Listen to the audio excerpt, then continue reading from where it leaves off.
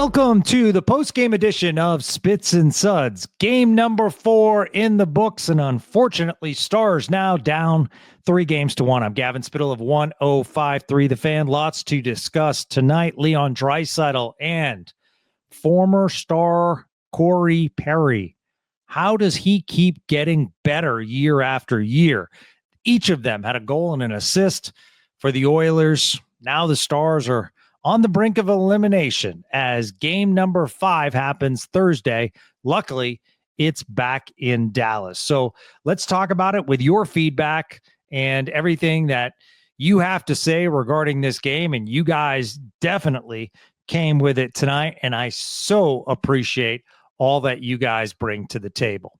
So I was going to go over the goals, and I still can do that. Obviously, the 2 power play goals were the difference in this game.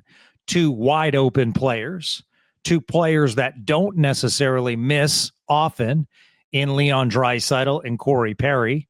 But game 4 of the Western Conference Finals, you cannot allow a player like Corey Perry to stand on your doorstep. By the way, missed another goal later in the game where he was once again alone at the doorstep, but couldn't jam it home or tip it in. But lesson not learned. And then Leon Draisaitl. I mean, I get it. They're on the power play, but man, so frustrating. And the other aspect, notice how many one-timers Edmonton is doing specifically on the power play. They are firing away. Dallas is holding it for too long. And absolutely, their goalie has been good. No doubt. He's been good. But notice what I said. He's been good. I don't think he's been challenged as much as he could. He's making saves, absolutely. But is Skinner like flying all over the place and mad scrambles in front of the net? No. Is Skinner going from side to side based on the power play movement? No. Is Skinner sliding to one side based on the possibility of Mikko Rantanen scoring? No. So I'm trying not to be overly negative. But I also feel the frustrations of Stars fans tonight.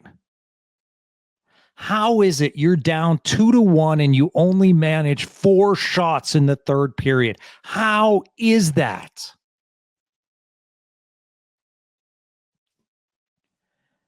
And I'll say this before I get into the stats. Because when I get into the stats, the reality has to set in for you and other Stars fans. And hopefully the Dallas Stars can win on Thursday night. I'm keeping my fingers crossed. I want to be optimistic. Hopefully the Stars can make it 3-2 and make this a series and head back to Edmonton. But at the same time, what in the heck are you watching if you think that the Stars are as good as Edmonton? They are being outplayed. I understand certain analytics tell you otherwise, and I'm about to read off some. But how many times can you get behind the 8 ball and think this team is going to come back from series, from first goals of the game? But come on. 13 shots in the last 2 periods when you put up 16 shots in the first period.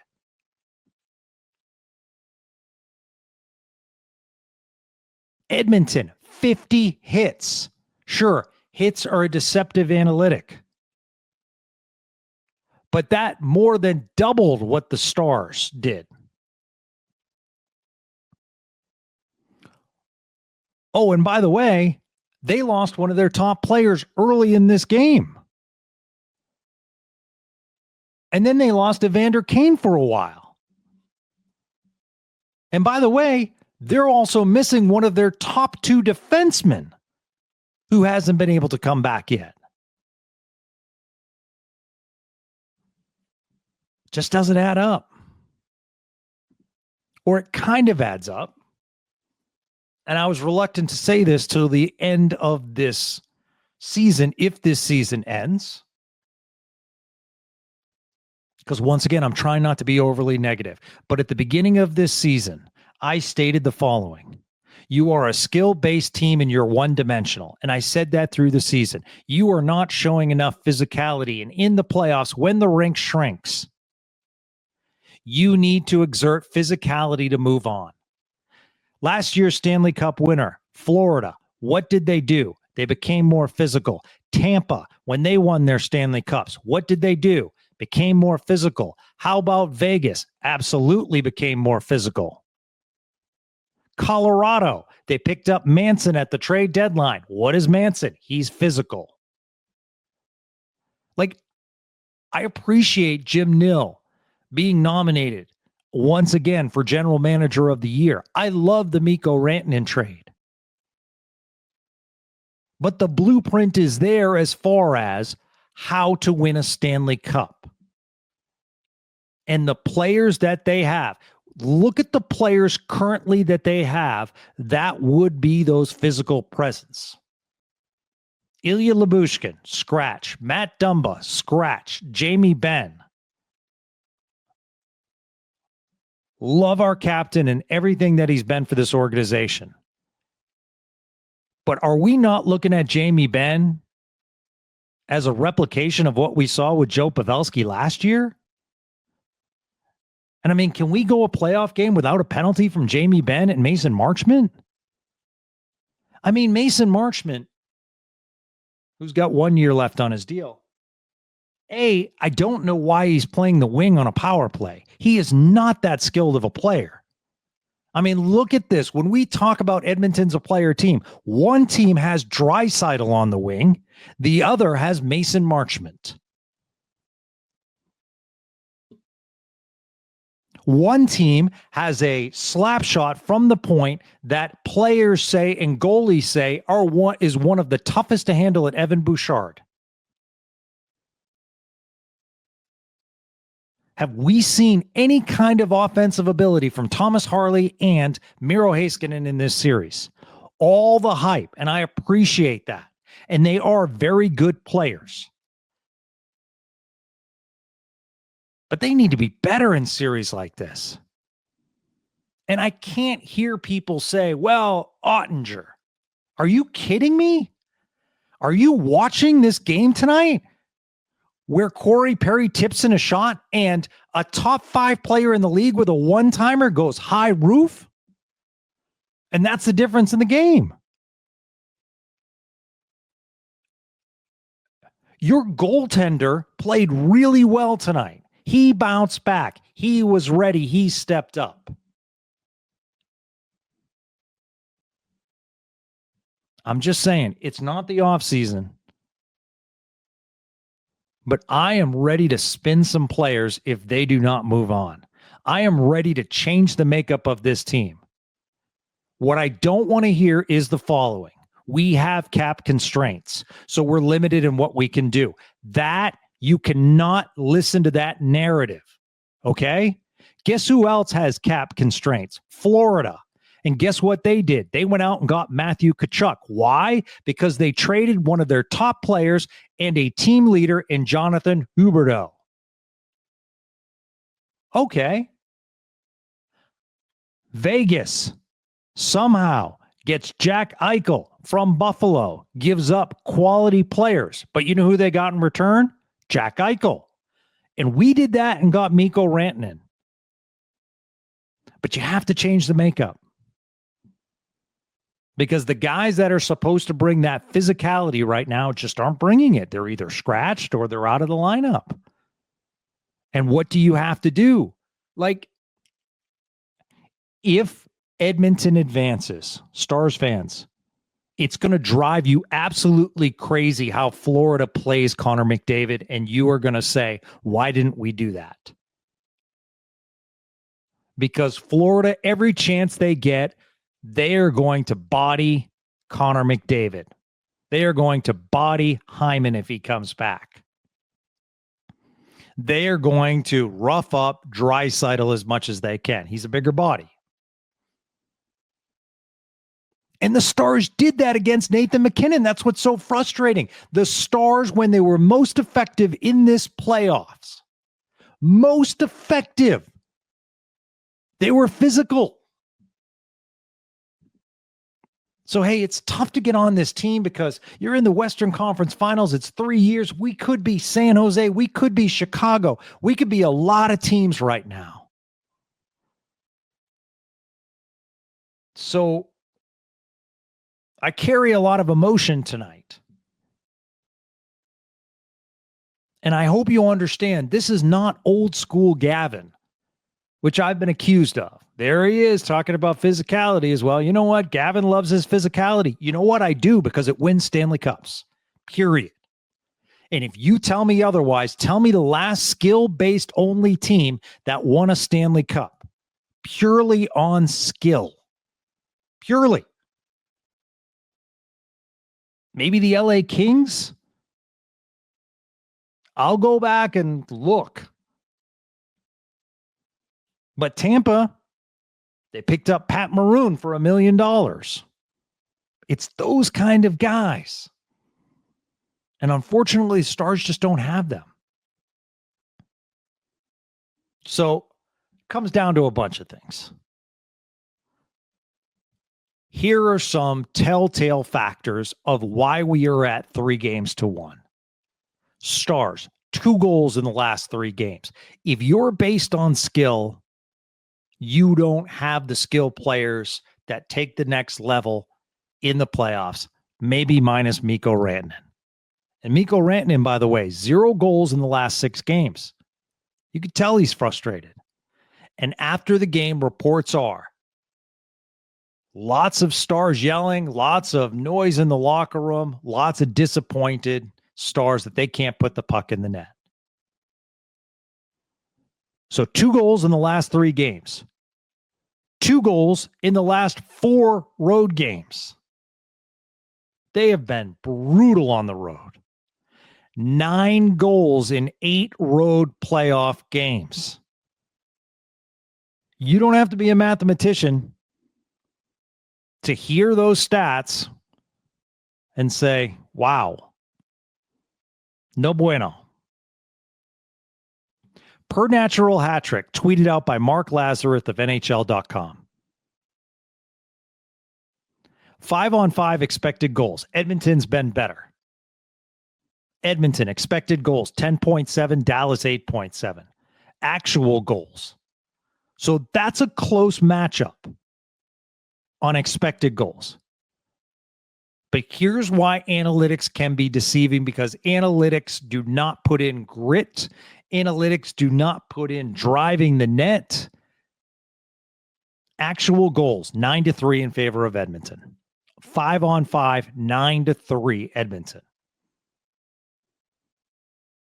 When you go all situations, basically added in power play, as well as being shorthanded, expected goals gets even closer. 14.4 expected goals for Edmonton, 14 for Dallas. Basically the same. Actual goals, Edmonton, 50% more, 16-8. That's a rout. Stars have more attempts, more chances, more high dangers. But when you cannot finish, when you keep shooting the puck over the net, in a 7-game series, these things end quickly. And the Stars have not been able to establish their game in a lot of these games because they've trailed first. How much have they trailed first? 14 of 17 playoff games they've trailed first. They cannot put the puck in the net first, because what happens when you put the puck in? If you're at home, crowd going crazy, crowd way into the game, right? Makes sense. It also allows you to establish your game rather than allowing them to establish their defensive game. In the last 2 games, Stars penalty kill, which was so good in parts of this playoff and so good all year long, Edmonton is feasted. Like anytime Edmonton goes on a power play, you're like, oh boy. 50% in the last 2 games, 3 of 6 on their power play. And that's why those Ben and Marchment penalties hurt. I mean, listen, Mason Marchment, I know you're trying to set a pick, but when you're doing that moving, just don't dip your shoulder like you did. So Hintz back in the lineup. I thought he played fine tonight. Dadenoff sits for the night. Granlund moves down to the third line. Robertson up to the first line. I do think we saw a good Jason Robertson tonight. Good to see him playing better. Scored the goal for Dallas. But that first power play, when you had an opportunity to gain momentum, you drew a holding penalty.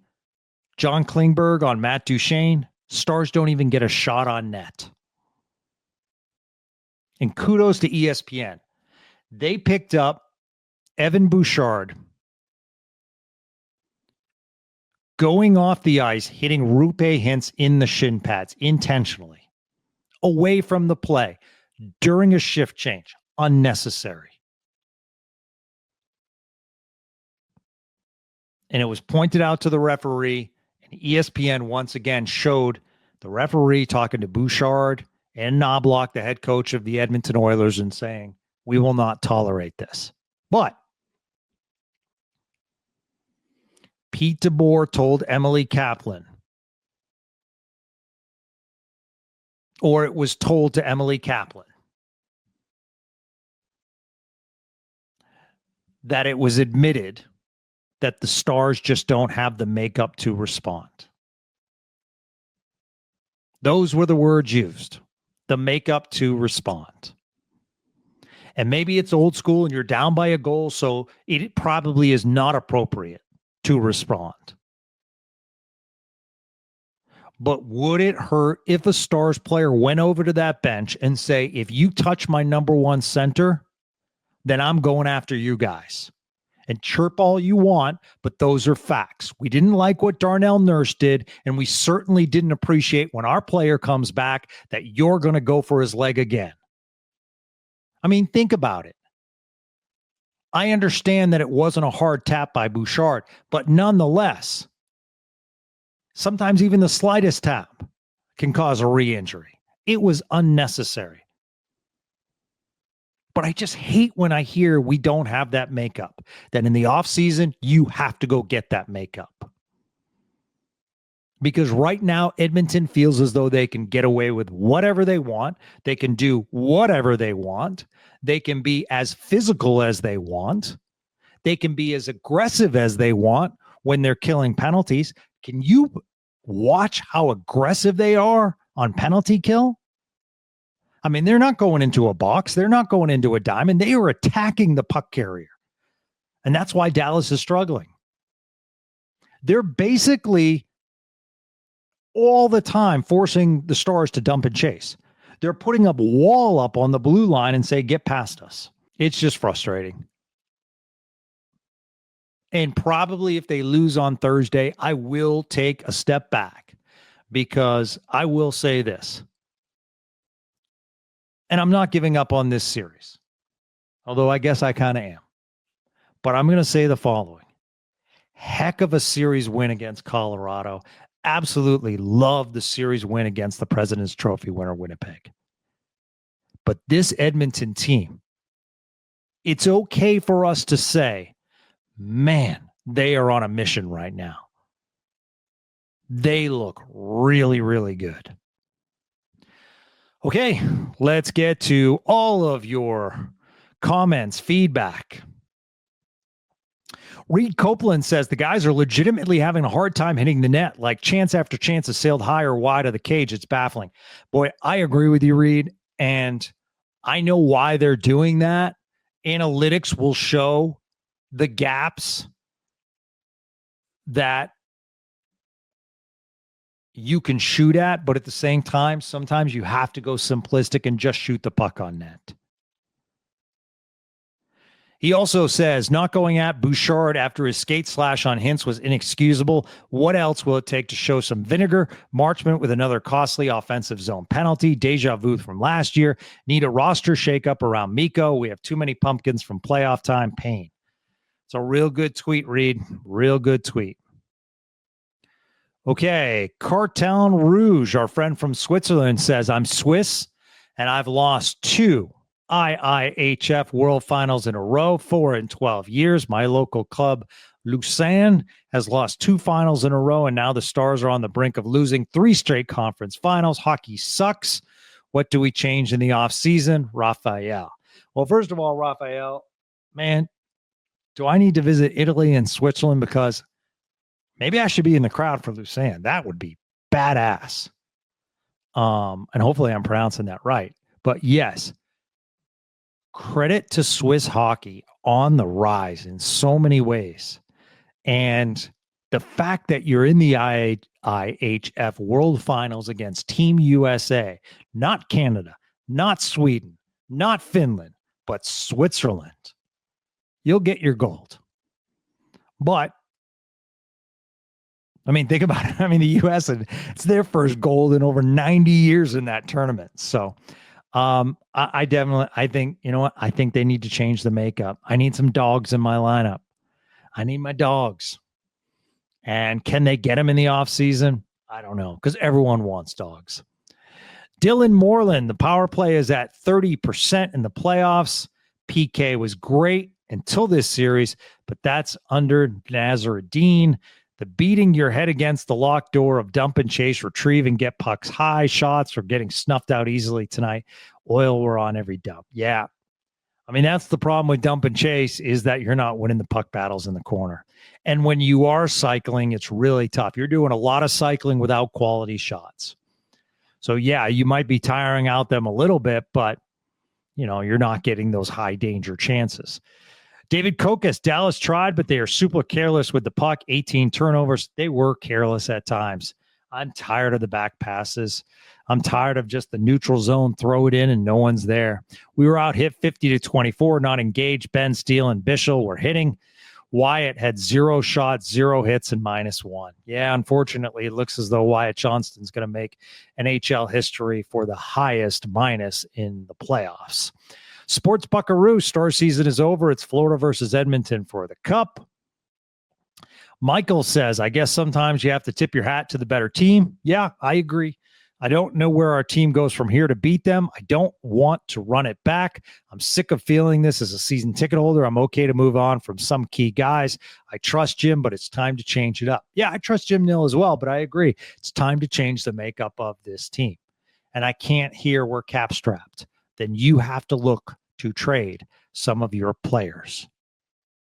Like, I'll say it now, and everyone will say, you're absolutely crazy, Gavin. You are crazy. You shouldn't be doing a podcast. If I'm Jim Nill, Ottawa's going to keep Brady Tkachuk. But isn't that worth a call and say, I'll give you Wyatt Johnston? You get a young, aspiring player that's under for multi-years at a fair rate, and I'll take Brady Tkachuk. It's worth a call, right? Because when you take a step back, and trust me, if you listen to Spits and Suds, you know how much I love Wyatt Johnston. But don't you think Brady Tkachuk on this team would make a difference, or a player like a Brady Tkachuk? If it's like a player like Brady Tkachuk, then I don't have to give up that asset. Then I can look at Maverick Bork or somebody else. Husky says, I get the frustration, but I can't fault Jake all that much. When all playoffs, he's been victimized by bad bounces off of teammates. He either went directly into the net or created a goal opportunity for the opposition. Bad defending at times. Yeah. I think Jake Ottinger, for the most part, has been terrific. I don't understand how you can get him on him tonight for giving up 2 power play goals. I thought he made some key saves. I think he kept him in the game. I don't think he was like standing on his head or needed to, for that matter. But I mean, I think he was terrific tonight. Trevor Morris, The puck just seems to always bounce Edmonton's way. Well, that's true. Puck luck does go with the better team. Not sure what it is with this team for Dallas in the playoffs, but they just have our number. Longtime listener and Tolo, Gavin, appreciate the podcast. Thanks, Trevor. I appreciate you turning it on and leaving it on 105.3 The Fan, and stick tap to all the guys on the Fan for their hockey talk during this playoffs. Jacob Prince says, and thank you, Trevor. Really appreciate it. All right, our man Jacob Prince 99. We get a guy like Mikko, still can't advance to the Cup Finals. What more could we do? I feel like we lack the physicality to make a push for the Cup. I mean, that's it. You guys are seeing the same thing that I'm seeing. Nate says there's no, quote, might be. Ben's got enough gas in the tank to give you some entertaining moments in the regular season. He is completely useless come playoff time. I just can't get out of my head, Nate, that Jim Nill said, as long as I'm the general manager of this team, Jamie Benn is staying. Will that be the case? It's going to be absolutely fascinating. Jason Hatfield says, team soft as baby doo-doo. All right. My name is not Damien. Is DeBoer gone? Who could possibly replace him? The "we're not built for this" comment cemented it. For me, he has to go. Yeah, it's a tough comment, but no, I think you let Pete DeBoer play out his contract, which is one more year after this year. I struggle to say that you fire a coach that made so many good moves during the regular season after taking you to 3 straight conference finals. And it's not like that he's coasting through the playoffs. I mean, look at the teams they took down in the last 2 years. Colorado, Vegas, Colorado, Winnipeg. I'd say those are pretty good series wins. So I think they need to change the makeup. Richard Saunders. This team isn't enough this year either. Maybe we should go back to the defensive mindset of team formulation, since we all know our offense will completely dry up at this level. Perhaps a better defensive team could stay in it beyond Game 6 of the Western Conference Finals for once. I mean, that's going to be interesting because you have a lot of defensemen under contract. So Cody Cece's up after this year. And Brendan Smith's up after this year. Nils Lundqvist is a restricted free agent after this year. So if you want to say goodbye to Nils Lundqvist, you certainly can. But if you tender him an offer, then he is protected under you. Heiskanen long-term. Harley is locked up for next year. Then he's up. So you have to think of that contract. And then you have Lyubushkin under contract. Esa Lindell under contract. Liam Bichel under contract. Petrovic under contract. I believe I just named Dumba's under contract. I just named 6 defensemen under contract. So you either have to make some moves or you have what you have. I think they're going to make some moves. Chris Stabkov, and I'm upset at all of them. Jake, the offense, the defense, they've all learned nothing from last year. Chris, I absolutely love your passion. In fact, you're one of my favorite Sports Spits and Suds passionate listeners, but I just can't listen to that Jake Ottinger narrative. I just think he's been terrific, and I think he's taken an extra step in his career. I really do. And I think he played well tonight. I mean, he gave up 2 goals. Nate Hurst, is this team too soft to win the Cup? They've backed down physically from Edmonton 2 years in a row. I mean, that's the thing that we're all talking about, Nate, right now. And I really didn't want this to be an off-season conversation, but that will be the narrative heading into the off-season. DCH, the coach said it between periods. We aren't built for that. Oh, man, I feel as though they're going to be regretful comments. He is right. Soft team, soft coach, and it's time to move on from many of these players not listening to analysis of the obvious failure that is the Dallas Stars. Remember, folks, the rink shrinks, things get tighter. Physicality doesn't mean dropping the gloves. It's winning those corner battles. And it's being, out muscling for the puck. And if you look at Edmonton, they're doing a real good job. And over the years, they picked up Corey Perry, physical guy, Evander Kane, physical guy. They've gotten more physical on their blue line. Husky, and we can't even be that upset at Jake tonight either. He gave them plenty of opportunities to get back into the game, and they didn't. Jeffrey, that third was tough to watch, but they're trying. I give them this. They are trying. I'm not saying this team is quitting, and a lot of you use that term soft. I'm not going to use that term. I'm going to read your tweet, but I'm not going to use that term personally. I don't see any quit in this team, and they came out strong in the first, playing a simpler game that I wanted to see. I agree. I was happy with the first period. Are they getting goalied? Separate note, background story, and the name of your pod. Stick tap.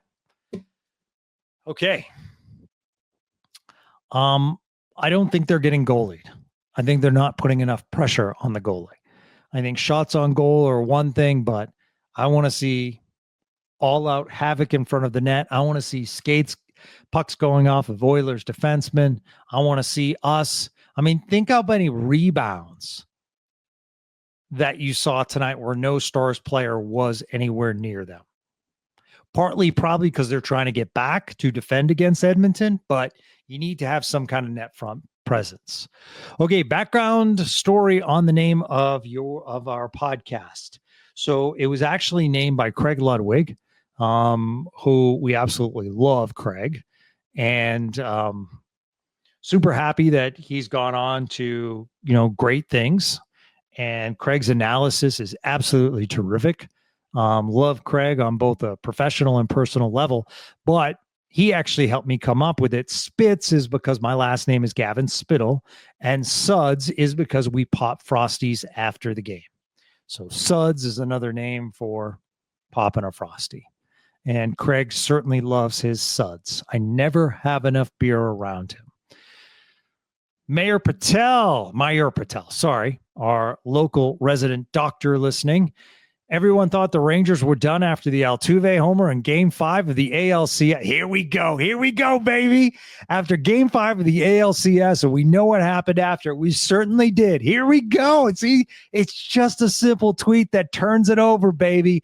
Absolutely. The doctor comes through with an awesome tweet. Weird stuff happens in sports. Maybe I'm just a delusional homer, but Dallas in 7. Oh, man, did the doctor just make a house call? Where's my Frosty? I need to pop one. Oh, that was beautiful, Doc. Listen, we need to get together for a drink. You're an amazing Spits and Suds listener. I think we need to do like a night where it's just a gathering of Spits and Suds faithful. And basically we just kind of all gather and just enjoy what has been a terrific podcast season. Regardless, I mean, hopefully we're hoisting after a Game 7 win of this series and Stanley Cup, baby. BC Trading Cards TX. Sucks that we've said it for 3 years in a row, getting very tiresome. Sports Buckaroo, DeBoer can off. I don't think it's DeBoer. Justin Robertson, Spot needs to be fired immediately. It's not going to happen. He's close with DeBoer. In his entire career, his power play has been horrendous in the playoffs. He has single-handedly cost DeBoer his job 2 times and maybe a third time. I love DeBoer, but his loyalty to Steve has coached that has consistently failed will be his undoing. I think the whole crew comes back after this year. Be shocked if they didn't. Russ Goodall. Wyatt Johnston has been the worst player in all the playoffs. Ben, Dodonoff, Marchman, Duchesne haven't been any better. Time for new leadership. Ben and DeBoer can go. Man, the Pete DeBoer hate. All right. Brandon Taylor. I am ticked is another word for the word he used. Dallas needed to play this game like they were down 3-0, and they didn't do that. If you're listening to this podcast and you have a kid in the car, will you please let me know? Because I'm whistling for the kiddo. Now, not only are they staring down the barrel of elimination, but they also risk being labeled fraudulent. I mean, I was going to save this for my monologue if they do lose, but you could be Anaheim, you could be San Jose, you could be Chicago, you could be Nashville. Look what Nashville did in the offseason. Everyone, including this guy, thought Nashville was going to win the Central Division. They didn't even make the playoffs. They were awful. They picked up Marchand. They picked up Steven Stamkos. They looked so good on paper. So could be them. Just keep that in mind. I know it hurts right now. Okay, Ben should have been punted in 2023. Matthew Martin, I know the main story is the disappearance of our depth, but I think the lack of converting on quality scoring chances is the glaring issue. Had more quality scoring chances than Edmonton. Nearly all series, Edmonton just converts at a higher rate. A real bummer. Edmonton certainly has taken advantage of every opportunity. Nikki Chickles says, worst offense, Texas Rangers or Dallas Stars? Dallas scored 1 tonight. The Texas Rangers late in the game scored 2 and defeat the Toronto Blue Jays. So tonight we say worst offense, the Dallas Stars. Tomorrow might be different. Russ Goodall, don't waste your time, guys. Season is over. Come on. Be like the good doctor. E. Huddle, just completely outclassed. Almost makes me wish we hadn't gotten here. Pathetic. Are we serious? Stars fans, I love you. Spits and Suds, I love you. Sudsies, I love you. But really? We hadn't gone here? You wish you were bounced by Winnipeg? You beat the President's Trophy Club winner in 6. Colorado was favored over you in the initial series. And you rallied back to beat Colorado. And you wish we hadn't gone here? I don't know, man. It's frustrating, but this has been a great ride. Michael Brandt, hate to think it's over, but it would be near miracle on ice to come back. Ooh. 1980, baby.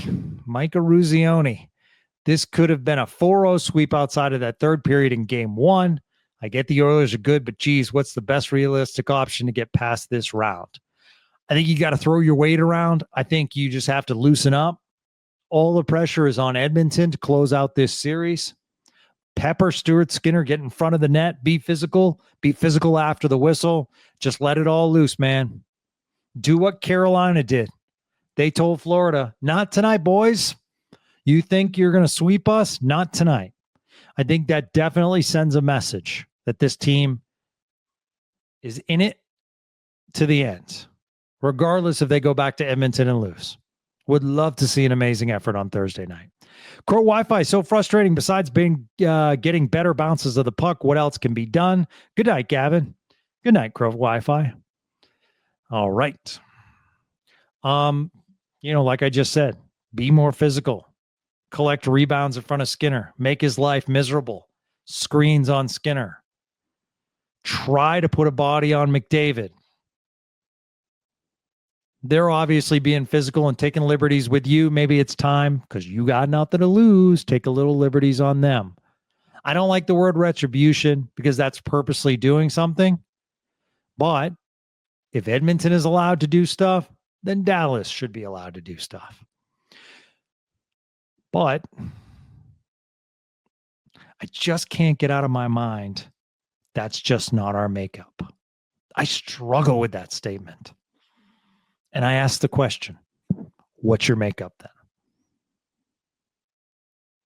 Noah Brown, I feel like they outplayed Edmonton the majority of the game. I don't know. They had a good first period.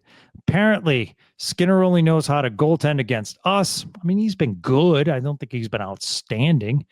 He made some big saves in the last game. I think they can come back from this, but I don't see it right now. It's definitely going to take a miracle now. See you Thursday. Hopefully they win. Yeah. Hopefully they do. And then Simon Cave says, how is it after an entire year Ben and Marchman haven't learned how to cease taking poor penalties? They're eventually going to hurt the team, and tonight was the night. Penalties certainly did catch up with you at the worst time in the Western Conference Finals.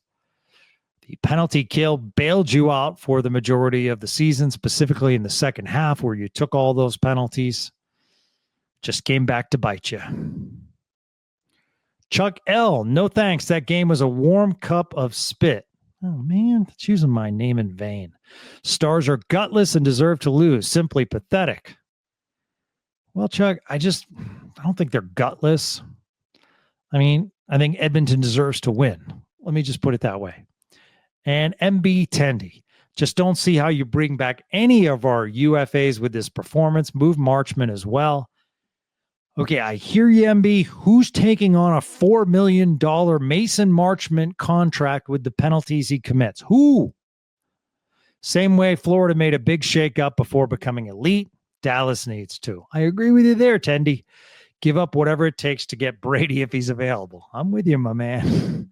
What the Blicken says he's just mad. Brett the Fart says they can't handle playoff physicality, not built for it. They can win 2 rounds despite being out hit 45-20 every game and look run down by early round 3. Also, Marchman is a full-on liability. Looking forward to get his $4.5 million off the books. Ben might be cooked as well. Really reminds me, and I've said this on Spits and Suds podcast prior, it reminds me of the Radulov contract. It just did not end well, age well, so to speak. Sam Green. Why did we sign guys on the blue line to be more physical and not play them in games we need physicality? What is the point, Gavin? Because Dumba throughout the season just has proven that maybe he just doesn't have it anymore. That was the case last year with Arizona and Tampa, and you thought maybe that was a team structure. You brought him in to be physical, to be that guy. Heck, you played him on the first defensive pairing at times, and he just wasn't good enough. I love Matt Dumba's career. I hope he can turn it around, but that's the reason. As far as Ilya Lyubushkin, I can't give you a good answer. I'm surprised he's been scratched. The only thing that Robert Tiffin brought up that does make sense, maybe there is better familiarity because Petrovic played down in Texas on a regular basis with Bischel. Maybe that's the case. And kudos to Petrovic. I hope he's a part of this team last year. I mean, forget about signing Brendan Smith or another defenseman. There's your 7th defenseman right there in Petrovic. Okay. Matteau at Texas Hockey, TX Hockey 99. Every year, is this what it feels like to be a Cowboys fan? Yes. If they couldn't muster up enough desperation to get a win tonight, I'm not holding my breath that they could do it in Game 5. Was it a good year? Was a good year, but on to the off season. Zach Bradford, turns out you shouldn't go on a 7-game losing streak to end the season. Back-to-back years of 7-game first series are ruining us. LA Kings are to blame. Yeah, Edmonton certainly did have the easier road. Okay, Chucky 10, goal for off-season, get faster and younger players. It's time to send the old guys to pasture up front and try to get Dobson or Rasmus Dahlin or Dahlin. We'll talk about that. Notice how I'm not going too much into the offseason. Jordan, our friend from Canada, like it or not, it's over. Get ready for all sorts of offseason questions. Absolutely. And to answer your question, yes, we will have lots of Spits and Suds offseason Q&As and guests to talk about this Stars season as a whole and what they need to do to get over the hump. Rod Norton, Oilers lose 3 of their top 6 D-men, and it still looks like they're on a constant power play. I haven't seen the Stars play this scared since last year's Western Conference Finals.